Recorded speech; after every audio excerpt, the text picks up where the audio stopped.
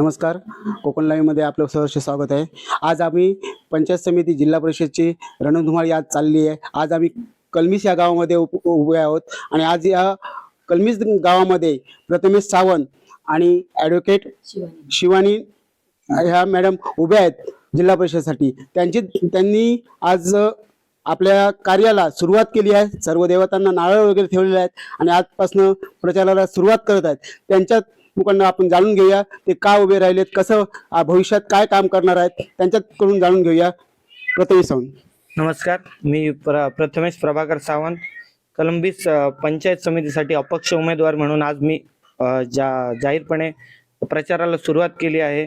आज या पंचक्रोशीतील जी म्हणजे आम्ही कशाला हा फॉर्म भरलेला आहे, म्हणजे जर या 5 गावामध्ये ओपनची सीट पडलेली होती, 5 गावातील अनेक उमेदवार इच्छुक असताना सुद्धा वर्षानुवर्ष आम्ही पक्षाचं काम करत राहिलो। दुसऱ्या पक्षाने जी सीट दिली होती तरी त्या सीटला दुसऱ्या पक्षाने ती 5 गावाच्या बाहेरची सीट ही दिलेली आहे। आमच्या पूर्ण पंचक्रोशीवर अन्याय झालेला आहे। पूर्ण पंचक्रोशीतल्या 5 गावातल्या लोकांनी मला इथे येऊन सांगितलं की स्वतः कोणतरी त्या विरोधात उभा राहायला पाहिजे माणूस। त्या 5 गावातल्या सर्व तरुणांनी, मोठ्या वयस्कर माणसांनी आम्हाला इथे आता सध्या सांगितलेलं की प्रथमेश तू उभा राहा आणि तुझ्या विरोधात, तुझ्या बरोबर पाठीशी आम्ही सगळे उभा राहतो। आमच्या पूर्ण पंचक्रोशीवर अन्याय झालेला आहे, त्याच्या विरोधात आम्ही हे सर्वजण आता उभे आहोत।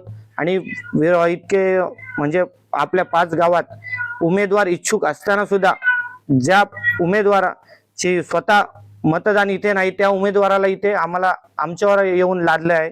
त्या विरोधात आज आम्ही पूर्ण पंचक्रोशी पेटून उठलेले आहोत आणि आम्ही पुढच्या 5 तारीखच्या निवडणुकीमध्ये मतदानामध्ये आम्ही ते सर्व दाखवून देऊ आणि आम्ही अपक्ष उमेदवाराला पूर्ण साथ।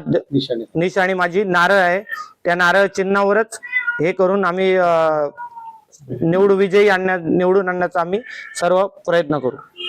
त्याचबरोबर आपल्यासोबत जिल्हा परिषदला उभे उमेदवार आहेत, त्यांचं काय मत आहे ते जाणून घेऊया।